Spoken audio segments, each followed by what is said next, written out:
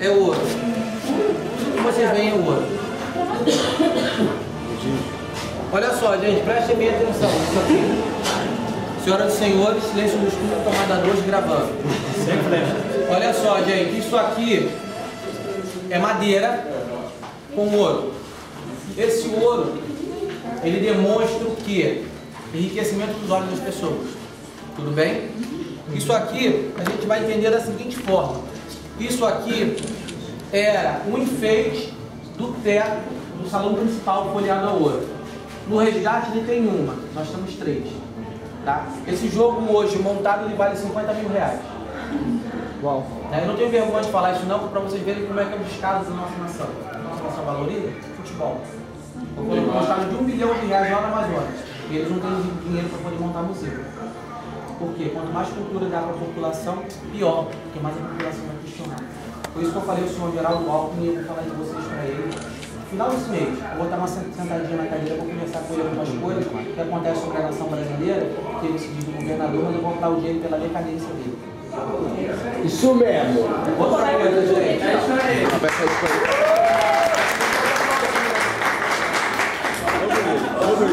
Vamos entender aqui uma outra coisa, gente. Isso aqui é artefato de arqueologia, tudo bem? Aqui eu tenho uma garrafa de vinho, eu tenho umas inteiras ali, vou mostrar para vocês. Isso prova e mostra o que a história muitas das vezes não fala. Esses caras iam para a Europa, eles tomavam vinho e champanhe gelado, tudo bem? O que ele mandava fazer? Ele mandava trazer o champanhe e o vinho da Europa, que eu tenho as garrafas ali, mandava afundar isso no rio aqui de Bananal e mandava trazer gelo do Rio de Janeiro. Até então achei loucura, falei, gente, isso é loucura. Sabe quem trouxe essas informações para a gente? O embaixador. Bananal teve um embaixador, nós temos um general. O general mandou procurar a história de Bananal e descobriu que a Guerra Baliana mandava importar gelo. Ia para o Rio de Janeiro, depois para ir na Baía de Grande e subia aqui para o dia da festa. Então por esse motivo a gente encontrou garrafa de champanhe de vinho, garrafa, isso aqui é o fundo de uma garrafa de champanhe que eu tenho original. 5 centímetros de fundura. Quanto mais funda uma garrafa.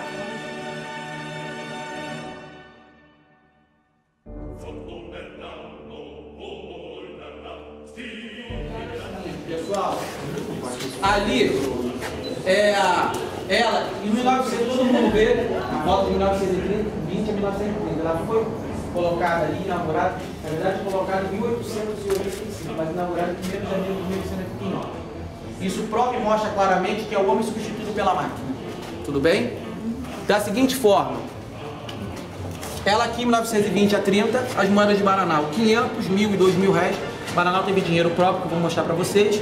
E quem foi dono da estação de ferro? Dona Domiciana, a mulher mais rica do Brasil. Está aqui a Domiciana em foto e a mãe dela, a matriarca de Bananal, na inauguração do trem de Bananal. Tudo bem? Eu vou pedir para a professora chegar à frente, por favor. Desculpa. Por favor, professora. Deixa eu tirar do flash, né? Essa câmera tá doida. O Império, que mostra Dom Pedro II, e uma moeda de 1821, último ano do Dom João no Brasil. Tudo bem? Elas foram encontradas a 4 metros de profundidade numa região meio que deserta aqui de Bananal. Então a gente encontrou e mostra e prova que o Banco do Brasil é um banco de uma reputação não muito boa. E eu posso provar. Pessoal, quem tirou foto uma Boa vez? pergunta. Deixa o pessoal tirar. De 15 mil pessoas que eu dei aula, você mais...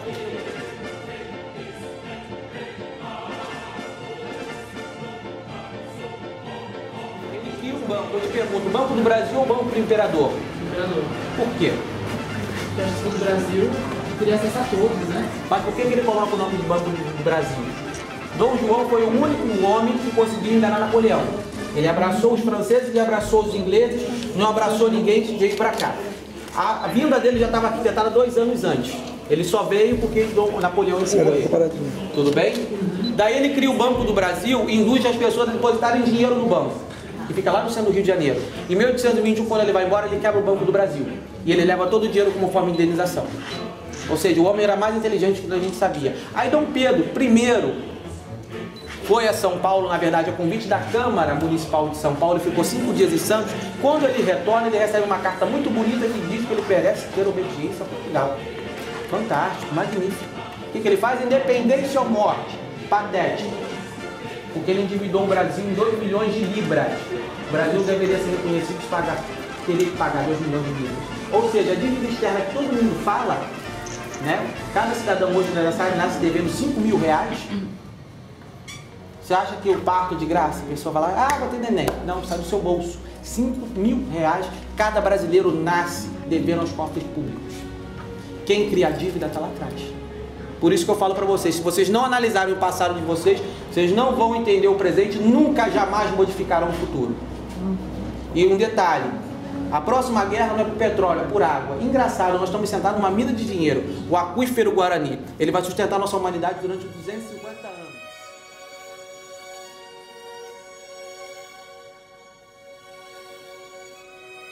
Para você, tem um bonzinho lá em Brasília que fala o seguinte: nossa, aprovação automática. Aí o moleque entra na sala de aula da primeira à quarta série e fala assim: tio, eu não preciso estudar. Fala para ele: por quê? Porque eu vou passar de ano. O que ele vai ser lá na frente? Um alienígena. Como assim? Por quê? Porque o cara ele vai chegar lá na quinta série, agora que modificou tudo, e falar assim: professora, meu filho, qual é o verbo não sei das quantas? Não sei.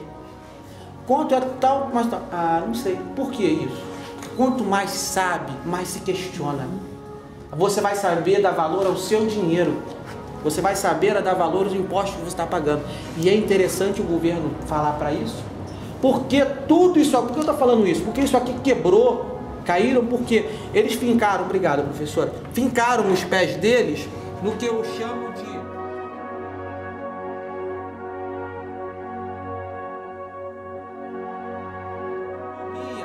gratuita. Como assim economia gratuita? Você tem um escravo gratuito que você tem que só dar comida para ele. Você tem terras em abundância, mas o café não é original daqui. O café vem da onde, gente? Da Europa. Não, Europa. Não. Na verdade, o café é original da Etiópia. Ele é planta nativa da Etiópia. Ele entra no Brasil em 1727, trazido da Guiana Francesa para cá. Em 1783 ele já é cultivado em Bananal. E lá no Rio de Janeiro eles colocavam plantas de café com árvore decorativa nas casas. Aí os caras coçaram a cabeça e falaram assim: peraí, as monoculturas estão quebrando, vamos lançar outra coisa. Vamos depois, café, todo mundo toma. Pegaram, introduziram no Vale do Paraíba, a arquitetura que a gente vê, hoje todo mundo fala, é o clássico, não sei o que, parou. É a arquitetura Vale Paraibana, a arquitetura do café. Essa arquitetura é muito rara, né? E aí a gente vai entender o outro fato. O café ganha valor econômico e salva o que nós chamamos de Pátria Amada Brasil. Até 1888, quando a senhora Princesa Isabel fala assim: nossa, vou dar liberdade aos escravos. Mentira! Ela só acabou com um sistema que já estava falido há muito tempo. E ela fez isso porque ela estava sendo pressionada pelos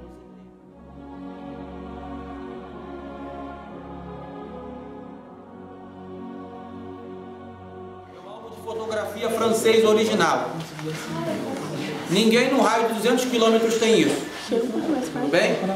Merci. Merci de l'envoi. Outra coisa. Vocês estão vendo o alvo? Bonitinho o alvo, né? Nossa. Tá decadente, mas é um alvo. E aí...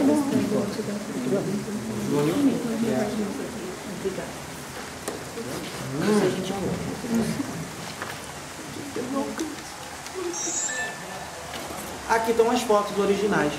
Tudo que vocês veem aqui é folheado a ouro. Tudo, absolutamente tudo. Porque era tudo para poder ostentar. Ouro, prata naquela época era como se fosse lixo. Se jogava fora. Que é o caso da farmácia mais antiga do país em funcionamento. Eram feitos rótulos a barras de ouro. Você usava o medicamento e depois você jogava o vidro com rótulo de ouro fora. Tudo bem? Isso aqui é altamente raro. E são originais, sabe por quê? De cabeça para baixo. Então, tá aqui, ó. Muitas dessas fotos produzidas na França, em Paris. Dominique Cia. Tudo bem? Jesus Cristo. Vou te mostrar então o que acontece. Tá vendo tudo que é amarelinho aqui? Sim. É ouro. Eu não tô vendo não. Tá vendo brilhar? É ouro. Por esse motivo que a gente não permite fotografias. Porque a ação do flash é fatal. Tudo bem? Isso aqui era para colocar na mesa em dia de festa. Feita pra? Prata. Na verdade, o de prata isso aqui não. De conhecimento. Quanto mais você pensa que você tem, mais você não tem nada. Detalhe. De vida. De vida. Porque se você não dividir, quando você for seus olhos, você vai levar a sua melhor riqueza embora. Então, para que juntar tanto conhecimento? Se eu estou falando isso aqui para você, é que alguém no nosso meio precisava ouvir.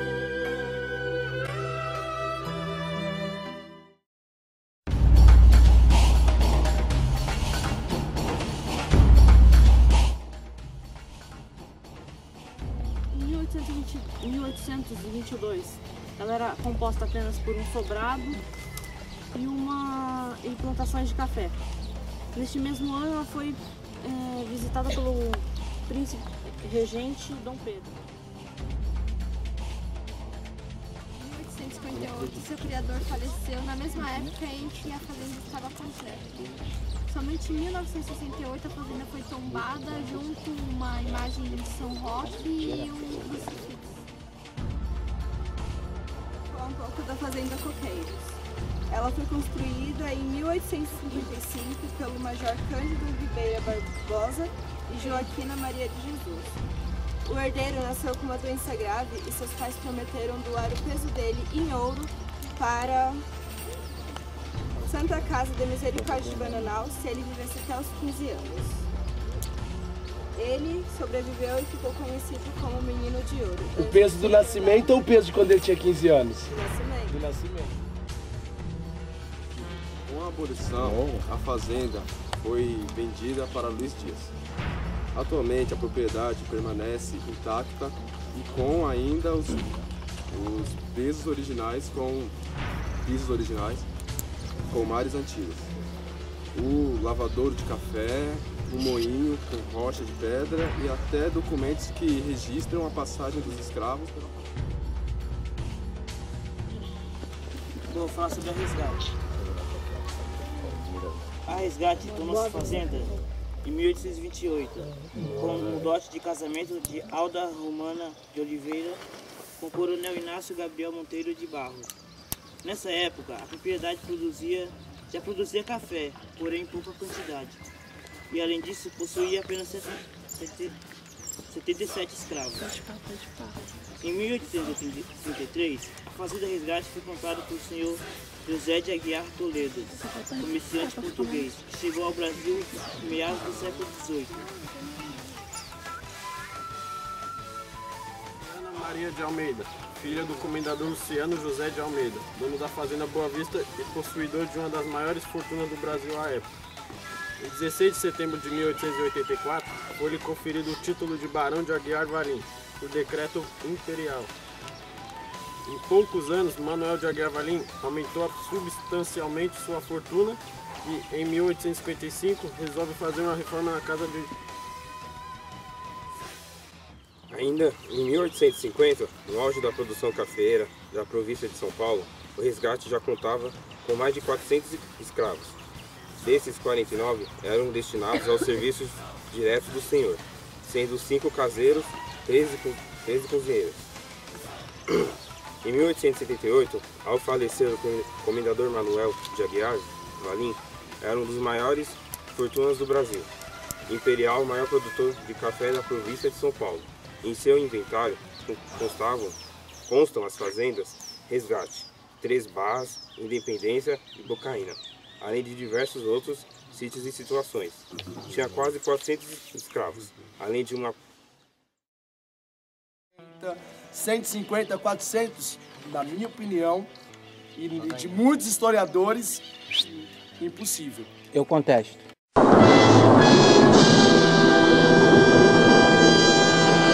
Impossível. E tenho como provar.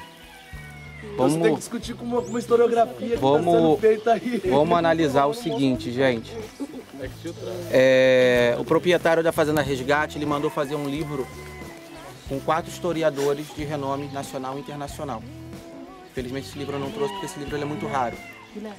A Fazenda Pau d'Alho que vocês falaram, para poder acrescentar no trabalho de vocês, foram descobertos atrás da onde as senzalas para os imigrantes, vocês veem na foto, são várias portinhas, uma portinha, uma janela, uma portinha, uma janela. Lá atrás tem um cemitério de escravos que foi descoberto pela gente, que ele está sendo catalogado.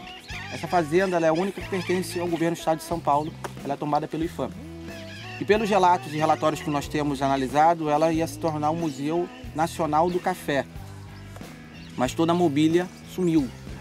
A fazenda ela não tem mais nada, né? Então o sonho hoje do atual governador seria montar o Museu Nacional do Café. E ela é de 1818. 1817, ela, quando começou a se pensar. Porque fala que dois viajantes passaram por essa época e não Sim, o documento original que a gente tem lá em Cruzeiro é de 1818. A Fazenda dos Coqueiros, que vocês mencionaram. O menino de ouro chama-se Barão de Ribeiro Barbosa. Ele foi um dos homens mais cruéis de Bananal. Foi ele que criou o poço de tortura, a tortura sem dor. Ele mandou fazer uma conexão de água que vinha do banheiro ao poço. Ele virava o escravo de cabeça para baixo ali e toda a água do banheiro ela caía em cima dele, né? Então ele tinha um tempo para poder falar. Fantástico, porque você arrasa o psicológico da pessoa.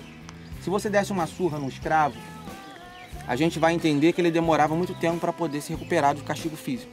Ou seja, enquanto ele está se recuperando, você perdeu o dinheiro, né?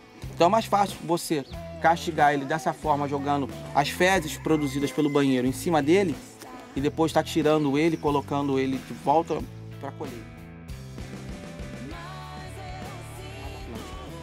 E o inventário original do Aguiar Valim, somando todas as suas propriedades, ele chegou a ter 6.000 escravos, ilegais e ilegais. Aguiar Valim ganhou dinheiro, não foi com café, foi com a venda e compra de muito escravo. Os escravos que vinham da Baía de Angra dos Reis, do Poço de Bracuí, eles subiam, passavam pela Boa Vista, que também, de uma certa forma, foi dele. Ele casou a filha dele com um cidadão aqui e percorria esse trecho até chegar à Fazenda Resgate, que está do outro lado. Hoje a Fazenda Resgate vale 10 milhões de reais. Ela tem uma sala toda folheada a ouro com pinturas do pintor espanhol José Maria Vilaronga. Esse homem pintou a primeira bandeira do Brasil em 1822. E outro fato curioso. Vocês mencionaram o menino de ouro. O pai dele foi o 6º homem mais alto do planeta. A gente tem um documento que retrata isso. A altura. O 6º homem mais alto do planeta. Tudo bem? Outro detalhe, o caminho novo que ligar a província do Rio à província de São Paulo é ali no asfalto. Do asfalto até a Baía de Angra dos Reis, tudo foi desse homem, o comendador Aguiar Valim. Manuel de Aguiar Valim não foi barão, ele só ganhou o título de comendador, foi negado. Ele não ganhou, ele pediu o título 3 vezes e não conseguiu. Ele desobedeceu a lei que proibia o tráfico de escravos. Ele foi pego lá no Poço de Bracuí fazer o tráfico ilegal de escravos. Os escravos foram tirados de lá, levados para resgate e todos eles perderam a cabeça. Por que perderam a cabeça? Para que não fossem renegociados depois que a fiscalização passasse. E há 6 meses atrás nós descobrimos uma senzala ilegal dentro da Fazenda dos Coqueiros, onde a gente refez a casa de capataz. Então, é um quadrado de pedra com piso de madeira, as pessoas tiravam o piso, se conectavam no piso, amarravam os escravos, amordaçavam e jogavam lá embaixo. A fiscalização passava, contava os escravos legais, os ilegais não. Outra prova dessa sonegação de impostos. Aguiar Valim foi dono de 3 barcas, da Resgate, da Bucaina, também daqui de uma certa forma e de muitas terras. O que ele fazia quando a fiscalização passava? Ele trocava os escravos de lugar. Nós vimos os caminhos e relatamos os caminhos. Então a fiscalização entrava de um lado, os escravos passavam em um por outro. E lá na Resgate vocês só podem visitar 10% de toda a propriedade. Então ela é muito grande e a gente vê, inclusive tem um cemitério lá original, que ele está todo lacrado, ele é só aberto com autorização do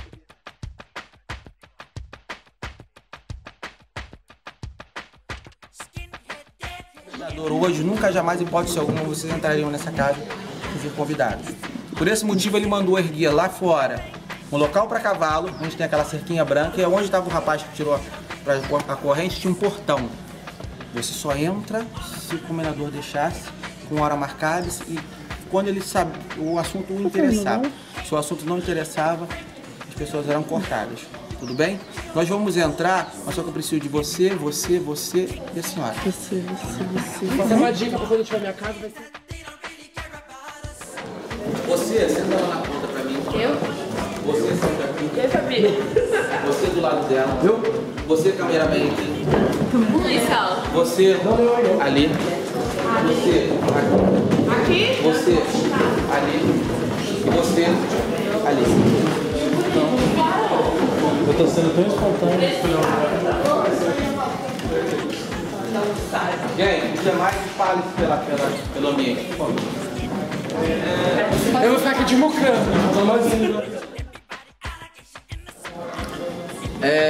A gente tem esse espaço aqui, que é um espaço fantástico, que é o jantar, bacana. Mas só senta à mesa quem ele quer. Quando o Aguiar Valim começa a se erguer e começa a ter fortuna, Luciano José de Almeida despertou a curiosidade de todo mundo, de onde vinha o dinheiro. Então todo mundo começou a correr para poder ver o que acontecia. Quando Pedro Luiz Pereira de Souza foi colocado o vidro moído na comida dele, o contexto aqui mudou. Opa, se o cara fez o que fez, colocar um vidro moído na comida dele, depois de um ano ele morre, ele descoberto que foi colocado vidro moído na comida dele porque o escravo que fez isso, que ele libertou, falou, mas já mudou o contexto. Onde você está, tem duas gavetas. E aonde você está, tem duas gavetas. Lá na Resgate, só tem uma prateleira só. Uma prateleira. Então, quando a pessoa chegava, já via os pratos ali.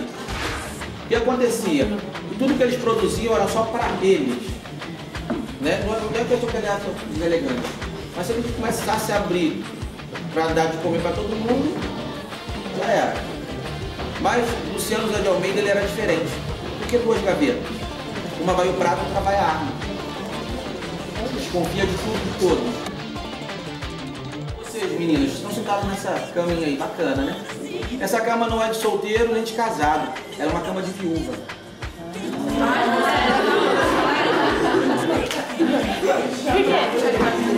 Acontece o seguinte, gente. Quando a mulher... Vou contar uma coisa pra vocês que tem documentos ali que relatam isso. A mulher morria. O cara dava graças a Deus. Menos um. Por quê? Porque ele poderia casar de novo. Ele ganhava mais um dote de casamento. O que é o dote de casamento? Adiantamento da herança da mulher.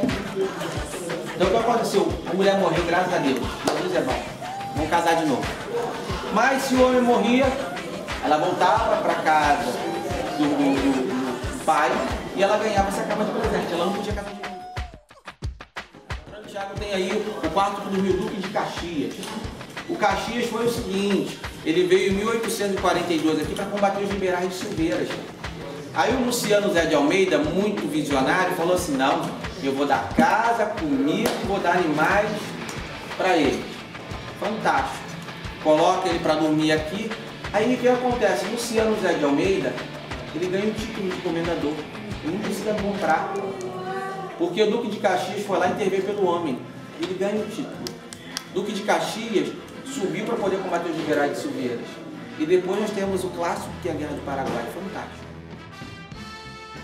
Aqui eram pessoas que entendem e descobriu que quanto mais a perda de prata nesse espelho, mais antigo ele é. Né? Com 500 anos, o especialista nos disse que ele está totalmente fechado. Ou seja, você não vai ver imagem nenhuma. Tem algumas pessoas que ouvem, sentem e veem. Então tem pessoas que passam por aqui, as crianças brincando lá embaixo. Passam por aqui e veem, ouvem e sentem coisas. Tudo bem? Pessoal, outro detalhe. Por que esse excesso de janelas nessa fachada? Para entrar o sol. Para visualizar. Tomar conta da vida dos outros. Oi? Também, olha só, o excesso de janelas de parte de frente da frente e lateral da casa. Vou explicar para vocês duas coisas que a gente descobriu há pouco tempo. Alguns fazendeiros mandavam fazer uma fachada imensa para poder mostrar que era poderoso. Já viram aquela história, isso é coisa para inglês ver? Né? Eles mandavam pintar nas senzalas, janelas, para dizer que os escravos tinham conforto e o ar entrava. Mentira, era só pintura, isso aí virou história para inglês ver. E aí, eu vou falar para vocês duas teorias, são questionáveis. Então analisem, ouçam e discutam a teoria A e a teoria B. E ver qual das duas são a mais correta. Quanto mais número na parte da frente da casa, mais imposto pagava, certo? E aí, quanto mais janelas, cada janela tinha um valor. Aí lá no Independência, ele chegou lá, a fachada dela é curtinha, mas ela é alongada. O que fizeram? Eu falei, bom, essa fazenda Independência foi dada em homenagem ao Independência do país. Então, ela começou a ser copiada pelos outros fazendeiros. Eles encurtavam as fachadas e alongavam as laterais. O escravo aqui, ele era vendido de duas formas. Acho que o professor já mencionou, mas eu vou mencionar de novo. Quanto mais fina a canela, mais se dizia que se trabalhava. Zero. Quanto mais branco os dentes, mais dizia que trabalhava. Zero também. Como é que você vai analisar que a pessoa tem uma saúde perfeita pelos dentes? Difícil. Como é que você vai saber que com a canela fina o cara trabalha demais? Né? Questionável. E o que acontece hoje? O que é feito quando se compra um boi ou um cavalo? Você analisa os dentes? Sim. O que era feito com os escravos no passado é feito com os animais hoje, com os bois hoje. Tem alguns escravos que a gente já viu o relato deles carregarem a marca do dono. Eles pegavam um ferro em brasa e tss, na perna do cara, mas iniciais o nome do dono. O que é feito isso? O boi também hoje. Ou seja, gente, nada se cria, tudo se copia. O hotel que vocês estão, o Hotel Brasil, era a casa de festa do dono dessa casa. E aí a gente vai entender o seguinte, o escravo, como eles aqui tinham o hábito de se engrandecer e de servir na missa alguma coisa para o pessoal, que era hábito, os escravos ficavam de costas nas quinas, assim, encostados nas paredes. E o escravo, quando ele vinha atender, isso, fica de castigo aí. O que acontece? O escravo, quando ele vinha atender, ele fazia justamente o que você está fazendo. Um dia você foi escravo, eu acho que você foi escravo. Nossa, olha a cor, sempre! O que acontece? Ele vinha com a mão para trás, mas olhando com essa visão aqui, ó. Ele não encarava nos olhos das pessoas, porque ele tinha que mostrar submissão. Tudo bem? Mas acontece o seguinte, ele vinha, servia, bacana. Mas se ele errou, se ele fez alguma coisa que atrapalhou o padre rezar, a missa vai continuar, a missa vai acabar, o escravo ele é trazido aqui e ele é penalizado aqui. Da seguinte forma, fechem essas portas com essas cortinas ou coloquem um pano nos olhos de Jesus Cristo. Falava que Deus não via. E o escravo aqui era penalizado com palmatórias e com chicotes. A gente veio encontrar um fragmento de um chicote enterrado dentro de uma caixa de ferro. Lembra o que fizeram com Jesus Cristo 2000 anos atrás? Chicotearam ele com chicote com pontinhas de lança, pontinhas de ferro. O engraçado é que a gente encontrou também um desse, mas com bolinhas, com bilhazinhas. Imagina aquilo ali nas costas do cidadão. Para poder provar algumas coisas que eram ensinadas erradamente. Pessoas, para poderem mencionar coisas, elas têm que ter provas concretas. Senão não dá. Cheguem para cá para vocês poderem entender. Olha só, essa descoberta foi feita no museu e diz o seguinte, olha. Esse jornal aqui é o Periódico Nacional de 7 de setembro de 1872. Comemorava aqui os 50 anos da independência do país. Está aqui um relato dizendo que Dom Pedro chegou lá na Paudalho e a mucama lá, a empregada, confundiu ele com um tropeiro. Deu um pratinho de comida para ele e ficou sentado lá no canto da cozinha. Quando o barão, dono da fazenda Paudalho, chegou e viu, ele quase que ele teve mal súbito. Ele tentou se consertar, fez uma festa à noite para poder reparar o erro. E aqui diz o seguinte, urgente, 70 escravos fogem da fazenda Boa Vista. 69 escravos ainda não foram encontrados. Ou seja, a fazenda aqui teve muita gente.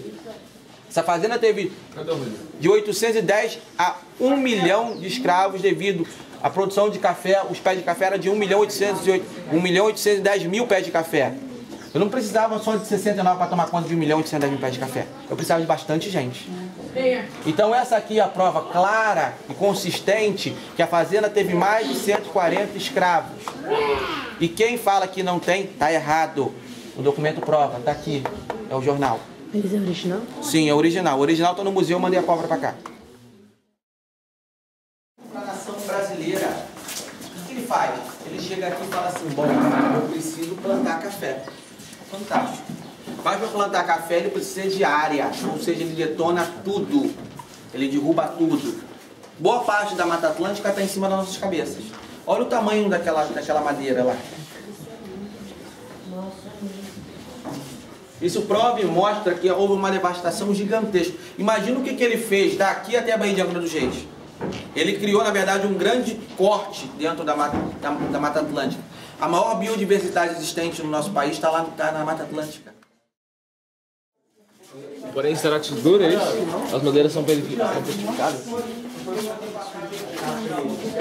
aqui é uma sauna, tá, gente? Eles estavam querendo emagrecer no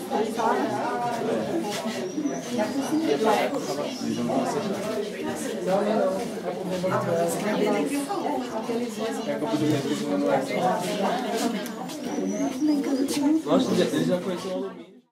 Que droga de história é essa que não conta para ninguém?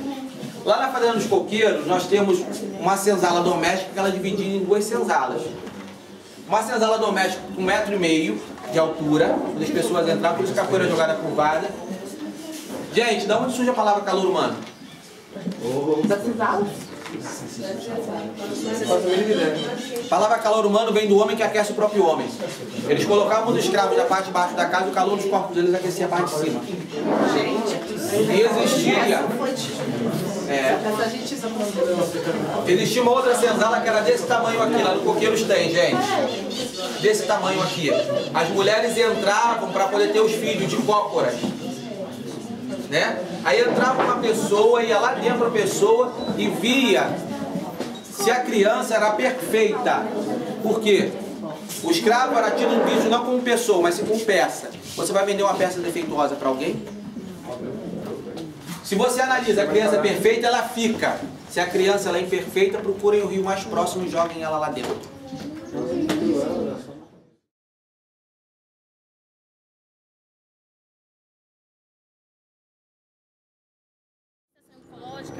É um passeio histórico de belas belezas, né, de uma floresta tropical, com sua grande diversidade de plantas e animais. Este é um roteiro de uma vista à estação ecológica do Bananaina. Só você pensar em cocaína, dividida entre os estados de São Paulo e Rio de Janeiro. A estação ecológica, o tem de histórico é a Trilha do Ouro, onde os escravos levavam o ouro que tiravam de Minas Gerais e levavam até o Rio de Janeiro, até Paraty e Angra dos Reis. E nessa região tudo foi devastado, porque descobriram que dava para plantar café. Então, naquela época tudo era Mata Atlântica. Aí colocaram a monocultura, que era naquela época o café. A estação ecológica pode variar nas altitudes, por causa dos morros. A altitude pode variar de 1.200 a 1.900 metros.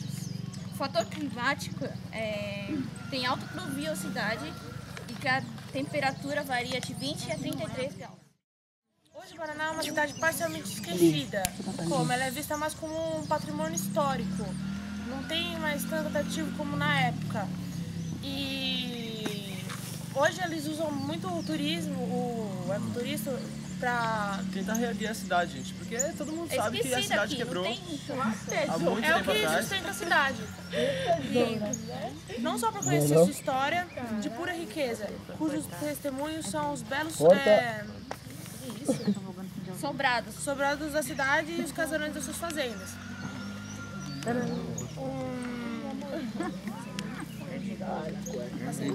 Como também para desfrutar sua beleza naturais da Serra da Bocaína. Eita, Bocaína. Onde fica a maior reserva de Mata Atlântica, que seria, a gente está em cima dela. Veio desvastando, como a Silvia falou, por causa da monocultura, e metade praticamente tudo que tinha aqui de plantas nativas foi embora. A estação ecológica possui muitas cachoeiras, como Cachoeira Uzinho, que é formado pelo rio Bananal, com aproximadamente 150 metros de queda d'água. Cachoeira de Mimoso, com área de 70 metros de altura em uma só queda que dispensa da Serra do Mar. Não, tá dispensa. Mas o certo você sabia ter dispensa. Isso aí, gente, vocês entenderam, né? Cachoeira 7 Quedas, com 7 saltos, abrange 350 metros de extensão, formado pelo rio do Abraço. abraço pra vocês aí. Beijinho. Vou falar sobre os animais. Na Estação Ecológica do Manaus, há mais de 200 espécies de animais, como onça pintada, arara azul, gavião real, águia pescadora e entre outros. Incluindo algumas em extinção, como a onça parda, cachorro do mato, ave como gavião pega-macaco e gavião pomba e a jacu. Essas espécies também é encontrada na Amazônia. Você poderia imitar um jacu, por favor, que eu não sei como que é. Não sei, mas eu vou procurar saber. Eu vou imitar. Então, Poderia gente, imitar o finalizando. jacu, por favor, que eu não sei como é que é.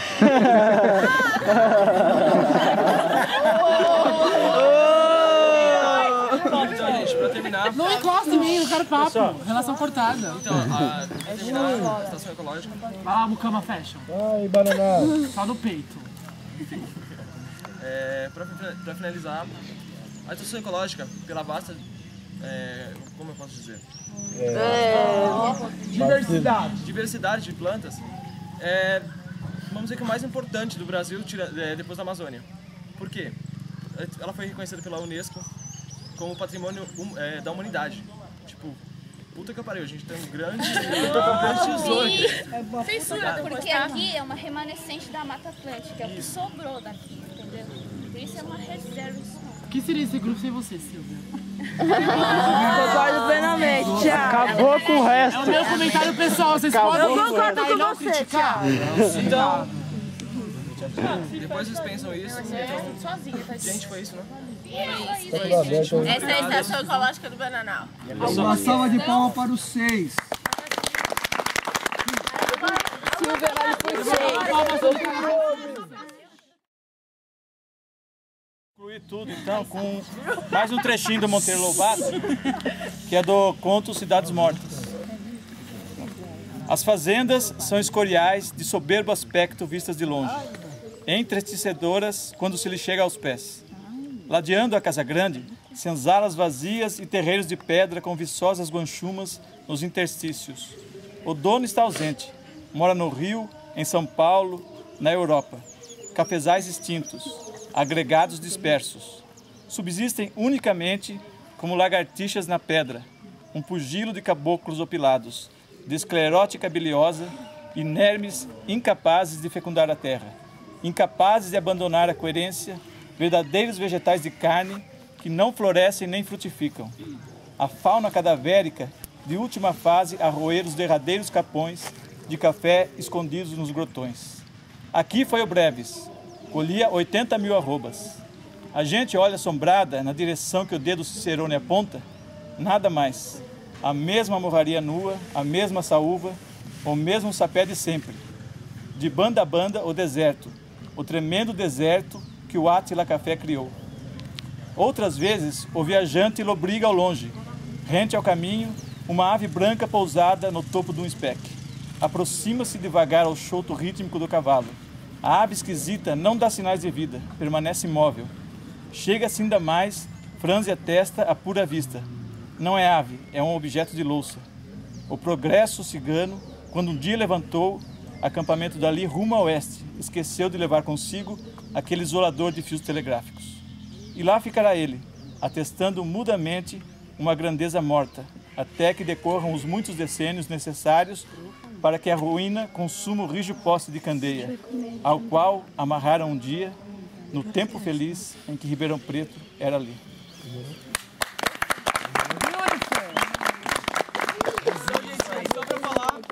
E se encerrou a parte de estudos da visita às Cidades Mortas.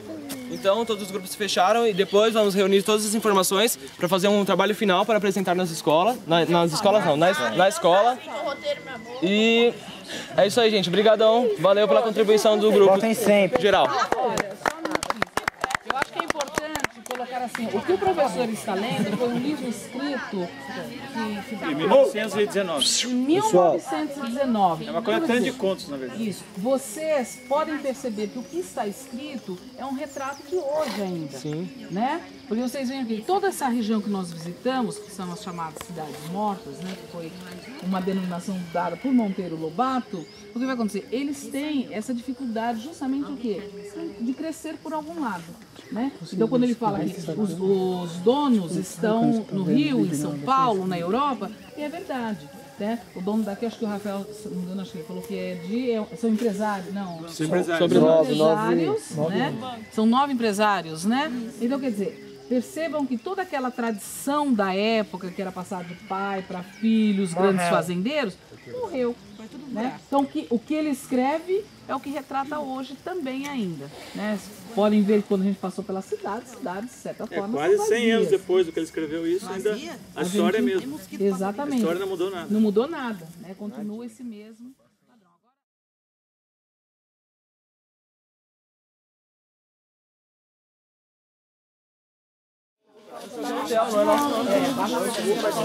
Tem gente cantando ali dentro também, tá? Também, né? Sim, bastante.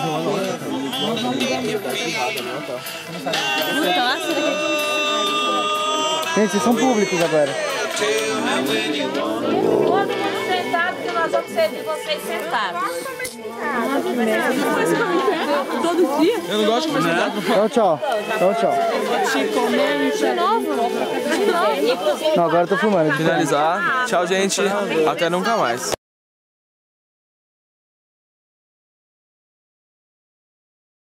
Brincadeira. A gente só vai almoçar, isso. É, almoçar. Aí depois a gente continua. Tchau, tchau. E ela para, né? Não. Acho que ela para. Não para, não. Por quê? 2 minutos só de bateria? Não, bateria não, de filmagem. Você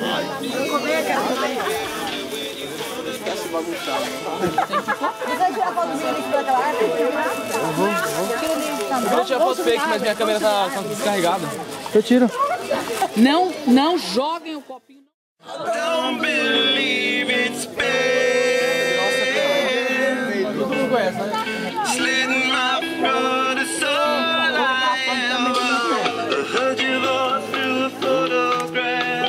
Ô, dá um tchauzinho aí com o cavalo. Dá um tchauzinho com o cavalo. Dá um tchauzinho aí.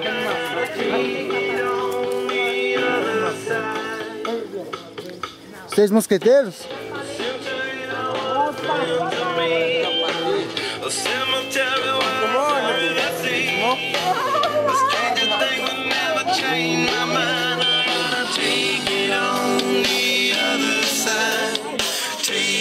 Viu?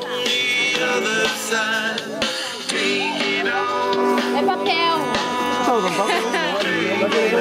É enorme, é muito Vai pra cá.